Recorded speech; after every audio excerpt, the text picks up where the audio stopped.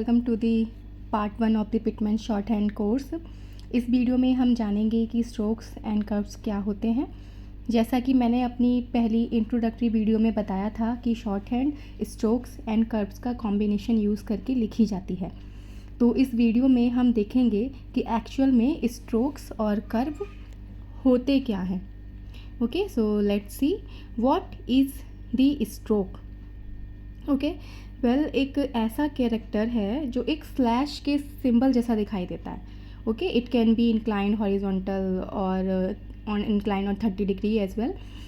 तो स्ट्रोक को हम सिंपली स्ट्रेट लाइन के रूप में लिखते हैं। ओके, एंड कर्व जस्ट इसका अपोजिट होता है। ओके, अब जैसे जैसे हम लिखेंगे मैं आपको बताती जाऊंगी। देखते हैं पहले स्ट्रोक। ये कुछ एग्जांपल्स मैं दे रही हूँ यहाँ पर, आप देख पा रहे होंगे। ये हमारे स्ट्रोक्स कहलाते हैं। बेसिकली ये एक तरीके की स्ट्रेट लाइन है, ओके, किसी भी डायरेक्शन में। अब आते हैं कर्व पर।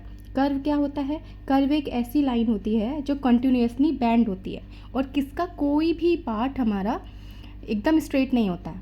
ओके, तो अब हम देख लेते हैं इसके एग्जांपल्स। ये हमारे कुछ कर्व के एग्जांपल्स हैं।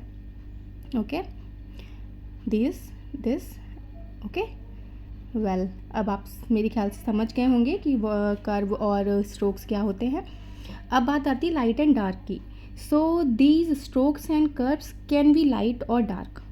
ओके, जिसका मतलब ये है कि पिटमैन शॉर्ट हैंड में स्ट्रोक्स और कर्व लाइट और डार्क दोनों ही तरीके से बनेंगे, जहाँ जहाँ पर इनकी ज़रूरत पड़ेगी। अगर ज़रूरत है लाइट स्ट्रोक की तो हम लाइट बनाएंगे, अगर ज़रूरत है डार्क स्ट्रोक की तो हम डार्क बनाएंगे। ओके, सो मैं यहाँ पे कुछ एग्जांपल्स दे रही हूँ, आप देख सकते हैं। So these are the light strokes. Okay, and now we can see the dark strokes. Let's start this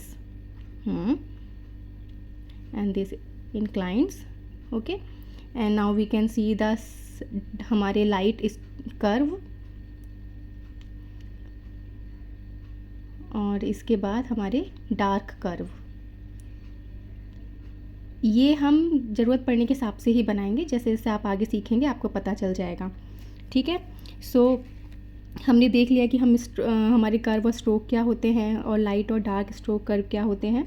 तो आई थिंक आपको इस समझ में आ गया होगा अच्छे से कि स्ट्रोक्स क्या हैं, कर्व्स क्या हैं, लाइट स्ट्रोक क्या है, डार्क स्ट्रोक क्या है। ठीक है, तो वेल जैसे जैसे हम प्रैक्टिस करेंगे हमें ये सारी चीज़ें याद होती जाएंगी। इनको अभी आपको एकदम माइंड में रखने की ज़रूरत नहीं है।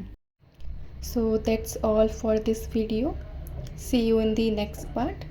Thanks for watching.